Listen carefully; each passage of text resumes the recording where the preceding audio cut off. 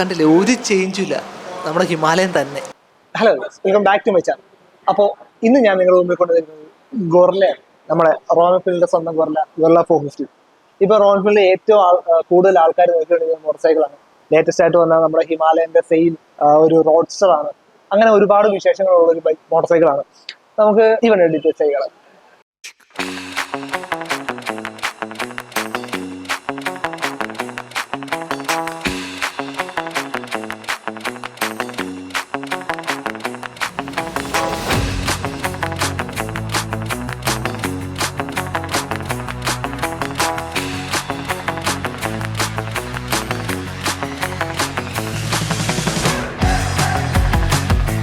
നമ്മൾ ഈ വണ്ടിയുടെ എഞ്ചിൻ ഭാഗം തന്നെ ആദ്യം സംസാരിച്ചു തുടങ്ങാം. നമ്മുടെ എഞ്ചിൻ പറയുമ്പോൾ റോയൽ എൻഫീൽഡിന്റെ സെയിം 450cc ലിക്വിഡ് കൂൾഡ് എഞ്ചിനാണ് വരുന്നത്. 40 Nm ടോർക്കും 40 HP പവറും ഉള്ള സെയിം എഞ്ചിൻ. പിന്നെ ഈ വണ്ടിയും ഹിമാലയനായിട്ടുള്ള ഡിഫറൻസ് എന്ന് പറയുന്നത് നമ്മുടെ ECUവിന്റെ ട്യൂണിങ്ങിലാണ്. സ്ലൈറ്റ് ട്യൂണിങ് ഡിഫറൻസും കാര്യങ്ങളും എല്ലാം വരുന്നുണ്ട്. ഞാൻ ഈ വണ്ടി പേഴ്സണലി ഓടിച്ച് നോക്കി, ഹിമാലയൻ ഓടിച്ചു നോക്കിയതാണ്. നിങ്ങൾ ആ ഡിഫറൻസ് നമുക്ക് മനസ്സിലാണെങ്കിൽ ഓടിച്ചു തന്നെ നോക്കണം. ആ ഒരു ECU ട്യൂണിങ്ങിന്റെ ഡിഫറൻസ് നല്ല രീതിയിൽ തന്നെ നമുക്ക് എടുത്തറിയാനുണ്ട്. നമ്മൾ ഈ എഞ്ചിൻ ഭാഗത്ത് പോകുകയാണെങ്കിൽ ഷേപ്പ എഞ്ചിൻ തന്നെ കാണാം. ഫ്രണ്ടിൽ ആ ലിക്വിഡ് കൂൾ എഞ്ചിന്റെ ഒരു റേഡിയേറ്ററും ഗ്രില്ലും കാര്യങ്ങളെല്ലാം കാണാം. ഇതൊരു ആഫ്റ്റർ മാർക്കറ്റ് ഗ്രില്ലാണ്. ബാക്കി ഈ റേഡിയേറ്ററും കാര്യങ്ങളും എല്ലാം നമ്മുടെ ഹിമാലയൻ വന്ന സെയിം, ഒന്നും മാറ്റില്ല. അടുത്ത എഞ്ചിൻ സൈഡ് കഴിഞ്ഞാൽ നമുക്ക് ആദ്യം നോക്കാനുള്ളത് ക്രാഷ് ഗാർഡാണ്. ക്രാഷ് ഗാർഡ് നമ്മുടെ ഈ ഒരു സെയിം ക്രാഷ് ഗാർഡ് നമുക്ക് വണ്ടിയോട് അവൈലബിൾ അല്ല. ഇതൊരു ആഫ്റ്റർ മാർക്കറ്റ് ക്രാഷ് ഗാർഡാണ്. റോയൽ എൻഫീൽഡ് തന്നെ പ്രൊവൈഡ് ചെയ്യുന്നതാണ്.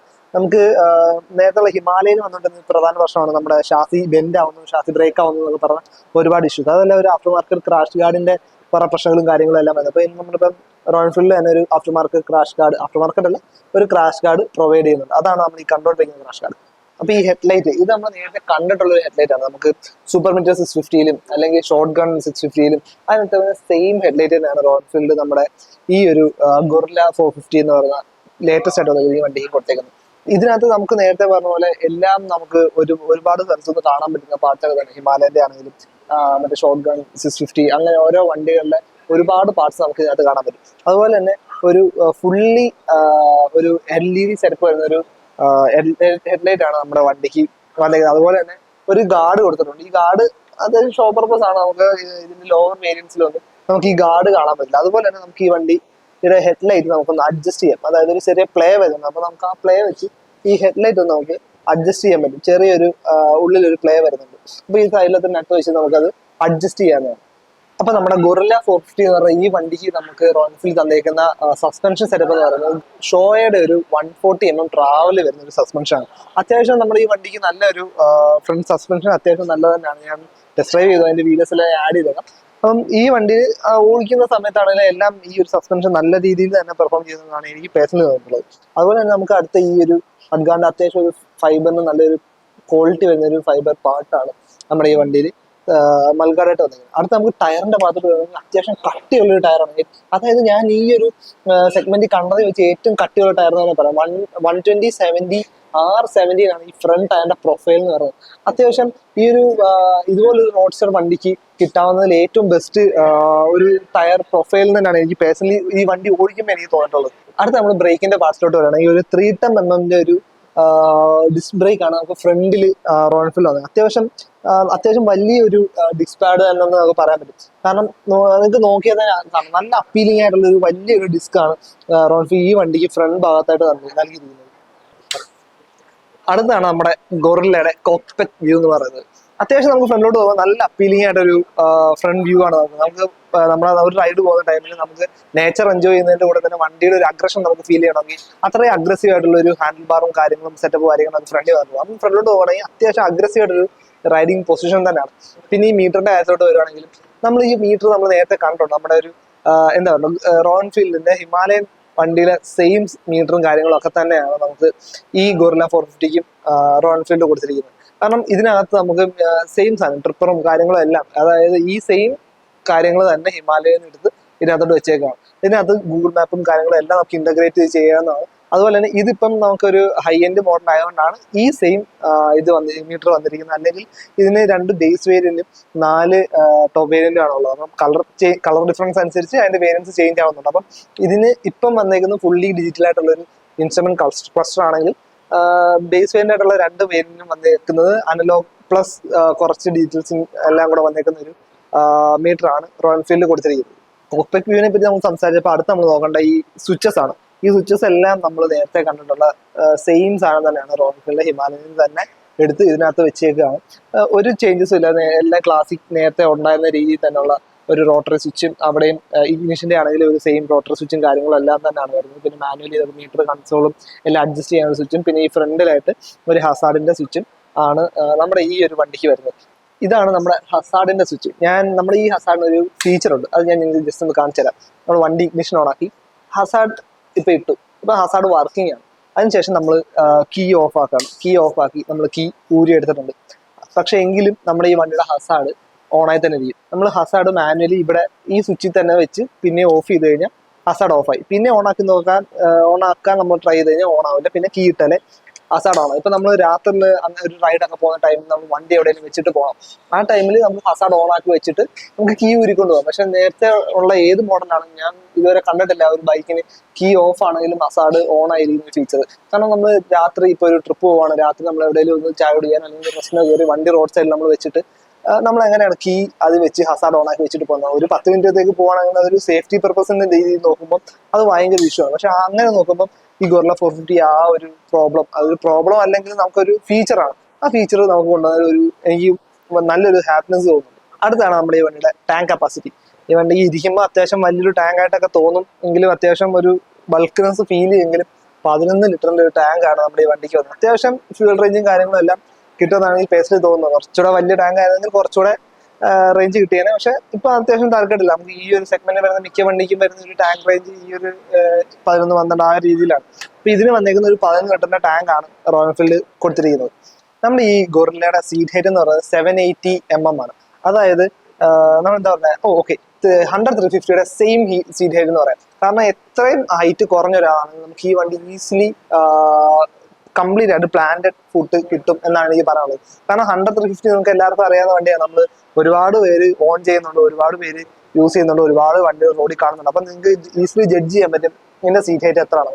അതേ 100ന്റെ സെയിം സീറ്റ് ഹൈറ്റ് ആണ് ഈ വണ്ടി. അതുപോലെ തന്നെ ഈ വണ്ടിയുടെ ഗ്രൗണ്ട് ക്ലിയറൻസ് വരുന്നത് 169 mm ആണ്. അപ്പൊ അത്യാവശ്യം ഗ്രൗണ്ട് ക്ലിയറൻസും ഒരു സീറ്റ് ഹൈറ്റും എല്ലാം ആണ് വണ്ടി. ഇപ്പം എത്ര ഹൈറ്റ് കുറഞ്ഞ ഒരാളാണെന്ന് പറഞ്ഞാലും ഈ വണ്ടി ഈസിലി നമുക്ക് സിറ്റിയിലാണെങ്കിൽ എല്ലാം യൂസ് ചെയ്യാം. അതുപോലെ തന്നെ നമ്മുടെ ഈ ഫുട് പ്ലഗ് എന്ന് പറയുന്ന ഒരു 30 mm കുറച്ച് പൊക്കിയിട്ടുണ്ട് ഒരു അഗ്രസീവ് റൈഡിങ് പൊസിഷന് കിട്ടാനായിട്ട്. കാരണം നമ്മുടെ ഹിമാലയന് കുറച്ച് ഒരു 30 mm താഴെ ആയിരുന്നെങ്കിൽ ഇത് ഇത്തിരി പൊക്കി ഒരു സ്പോർട്ടി റൈഡിങ്ങിന് വേണ്ടിയിട്ട് ഇത് ഇച്ചിരി പൊക്കി വെച്ചിട്ടുണ്ട്. അപ്പം അതാകുമ്പം ഈ ഒരു റൈഡിങ് എക്കണോമിക്സും കാരണം ഈ ഒരു സംഭവം എല്ലാം കൂടെ വരുമ്പോഴത്തേനും നമുക്ക് റൈഡിങ് കുറച്ചുകൂടെ അഗ്രസീവ് ആയിരിക്കും. കുറച്ചുകൂടെ നമ്മൾ വണ്ടിയിലൊന്ന് ടാങ്കിലൊന്ന് ടഗ് ചെയ്തിരുന്ന് ഒരു എന്താ പറയുക ഒരു അഗ്രഷൻ നമുക്ക് ഫീൽ ചെയ്യാൻ പറ്റും. അപ്പൊ നമുക്ക് അടുത്ത് നമ്മൾ സീറ്റിന്റെ കാര്യത്തിലായിട്ട് നോക്കാം. അപ്പൊ സീറ്റ് എന്ന് പറഞ്ഞാൽ അത്യാവശ്യം നല്ല കുഷനും കാര്യങ്ങളും എല്ലാം വരുന്നത് നമ്മുടെ ഹിമാലയൻ വരുന്ന ആ ഒരു അത്യാവശ്യം ആ ഒരു ലെവൽ തന്നെയാണ് കുഷനും കാര്യങ്ങളെല്ലാം ഫീൽ ചെയ്യുന്നത്. പക്ഷേ ഈ സീറ്റ് എന്ന് പറഞ്ഞാൽ ഹിമാലയയുടെ ഇച്ചിരി വ്യത്യാസമുണ്ട്. ഹിമാലയൻ ഒരു ഡബിൾ സീറ്റ് ആയിരുന്നു, പക്ഷെ ഇതിനൊരു സിംഗിൾ സീറ്റ്. അത്യാവശ്യം ചെത്തി മിനുക്കി നല്ല രീതിയിൽ റൈഡറിന് കംഫർട്ടായിട്ട് കാല് താഴെ കുത്താവുന്ന രീതിയിൽ നല്ല രീതിയിൽ ചെത്തി മിനുക്കി തന്നെയാണ് ചെയ്യുന്നത്. പിന്നെ ഒരു ഹിമാലയന് ഇത് ഒരു വ്യത്യാസം എന്ന് പറഞ്ഞാൽ ഹിമാലയന് നമുക്ക് സീറ്റിനടിയിൽ ഒരു റോഡ് ഉണ്ടായിരുന്നു. അപ്പം ആ റോഡ് വെച്ചിട്ട് നമുക്ക് ഹൈറ്റ് അഡ്ജസ്റ്റ് ചെയ്യാം.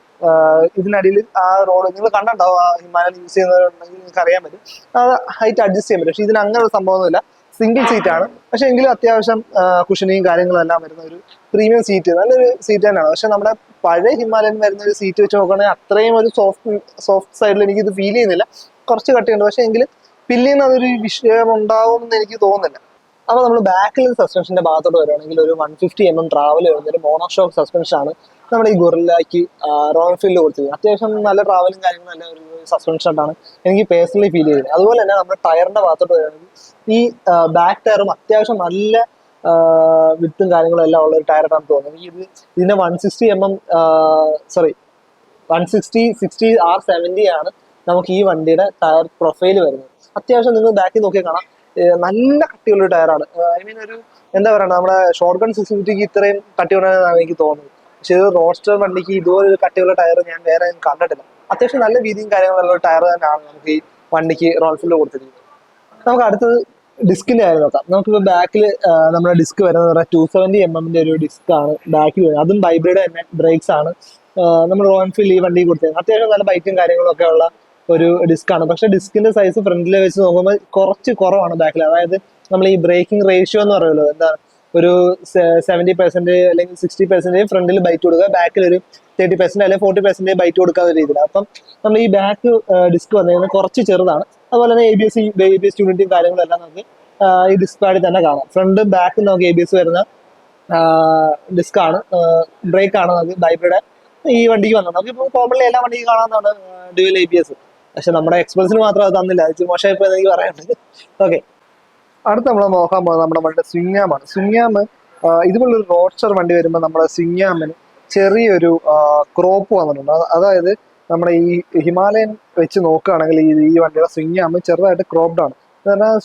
സ്വിംഗ്ആം ക്രോപ്പ് ചെയ്യുന്നതിന്റെ അഡ്വാൻറ്റേജ് എന്ന് പറയുമ്പോൾ നമുക്ക് ഒരു റോഡ്സ്റ്റർ വണ്ടിയെ വെച്ച് നോക്കുമ്പോൾ സിറ്റിയിൽ നല്ല രീതിയിൽ മാനുവർ ചെയ്ത് ഫ്ലിക്ക് ചെയ്ത് കൊണ്ടുപോകാൻ അങ്ങനെയുള്ള രീതിയിലൊക്കെ നോക്കുമ്പോൾ നമുക്ക് സ്വിംഗ്ആമിന്റെ ലെങ്ത് കുറച്ചേക്കുന്നത് കുറച്ചുകൂടെ ബെനിഫിറ്റ് ആണ്. അതായത് സ്വിംഗ്ആമിന്റെ ലെങ്ത് കുറയുമ്പോൾ ഓട്ടോമാറ്റിക്കലി വീൽ ബേസും കുറയും. അപ്പൊ നമുക്ക് സിറ്റിയിൽ കൊണ്ടു നടക്കാനും ട്രാഫിക്കിലൂടെ ഫ്ലിക്ക് ചെയ്ത് നടക്കാനും എല്ലാം കുറച്ചുകൂടെ അഡ്വാൻറ്റേജ് ആണ്. പിന്നെ അടുത്ത നമ്മൾ ചെയിൻ്റെ ഭാഗത്തോട്ട് വരുവാണെങ്കിൽ നമ്മൾ ഹിമാലയനിൽ നിന്നും ഒരു 2 ഇത് കട്ട് ചെയ്തിട്ടുണ്ട്. നമുക്ക് ഹിമാലയന് ബാക്ക് സ്പോക്കറ്റിന്റെ സൈസ് വരുന്നത് 47 ടീത്ത് ആയിരുന്നു. ഇപ്പൊ ഈ ഗോറിലേക്ക് വരുന്നത് 45 ടീത്ത് ആണ്. അത്യാവശ്യം റോഡ്സ്റ്ററിന് വേണ്ട പെർഫോമൻസും കാര്യങ്ങളെല്ലാം കിട്ടാനായിട്ടാണ് ടീത്തിന്റെ കൗണ്ട് കുറച്ചേക്കെന്നാണ് എനിക്ക് പേഴ്സണലി തോന്നിയിട്ടുള്ള കാര്യം. അടുത്ത നമുക്ക് ഈ വണ്ടിയുടെ സൗണ്ട് ഒന്ന് കേട്ടോ.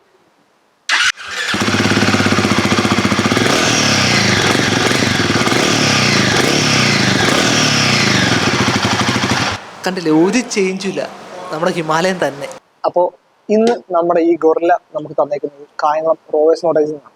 അപ്പോൾ നിങ്ങൾക്ക് ഈ വണ്ടിയെ പറ്റി എന്തെങ്കിലും കാര്യങ്ങൾ അറിയണമെങ്കിലോ വണ്ടി ബുക്ക് ചെയ്യണമെങ്കിലോ എന്താണെങ്കിലും, അതായത് ഇപ്പം ഗൊറില്ല 450 എന്നല്ല, ഹിമാലയനാണെങ്കിലും ക്ലാസിക് ആണെങ്കിലും ഏത് വണ്ടി ബുക്ക് ചെയ്യാനാണെങ്കിലും അത്യാവശ്യം നല്ല പ്രീമിയം സർവീസും കാര്യങ്ങളും എല്ലാം തരുന്ന ഒരു ഷോറൂമാണ് റോവേഴ്സ് മോട്ടോഴ്സ് കായംകുളം. അപ്പോൾ നിങ്ങൾക്ക് അവരെ കോൺടാക്ട് ചെയ്യാം. അവിടുത്തെ സെയിൽസ് എക്സിക്യൂട്ടീവിന്റെ നമ്പർ ഞാൻ ഡിസ്ക്രിപ്ഷനിൽ കൊടുത്തിട്ടുണ്ടാവും. നിങ്ങൾക്ക് പുള്ളിയെ കോൺടാക്ട് ചെയ്യാവുന്നതാണ്, കാര്യങ്ങളെല്ലാം തിരക്കാവുന്നതാണ്. ഇനി ഞാൻ പറയാൻ വിട്ടുപോയിട്ട് എന്തെങ്കിലും ഒരു കാര്യമാണെങ്കിൽ അതും നിങ്ങൾക്ക് പുള്ളിയോട് ചോദിച്ചു കഴിഞ്ഞാൽ പുള്ളി ഡീറ്റെയിൽ ആയിട്ട് തന്നെ നിങ്ങൾക്ക് എക്സ്പ്ലെയിൻ ചെയ്ത് തരുന്നതായിരിക്കും. അപ്പോൾ അത്രത്തോളം തന്നെയുള്ളൂ നമ്മുടെ ഇന്നത്തെ ഈ ഒരു ഗൊറില്ലയുടെ വീഡിയോ. അപ്പോൾ നിങ്ങൾക്കെല്ലാം വീഡിയോ ഇഷ്ടപ്പെടുമെന്ന് വിചാരിക്കുന്നു. അപ്പോൾ നിങ്ങൾക്കെല്ലാം ഇഷ്ടപ്പെട്ടു അല്ലെങ്കിൽ നിങ്ങൾക്ക് എന്തെങ്കിലും ക്ലാരിഫിക്കേഷൻസോ കമന്റ്സോ ഉണ്ടെങ്കിൽ നിങ്ങൾക്ക് കമന്റ് ചെയ്ത് അറിയിക്കാമെന്ന്, ഞാൻ കമന്റ്സ് എല്ലാം വായിച്ചു നോക്കുന്നതായിരിക്കും. അപ്പോൾ അത്രത്തോളം തന്നെയുള്ളൂ നമ്മുടെ ഇന്നത്തെ വീഡിയോ. അപ്പോൾ thanks for watching the video and signing off bye Shali.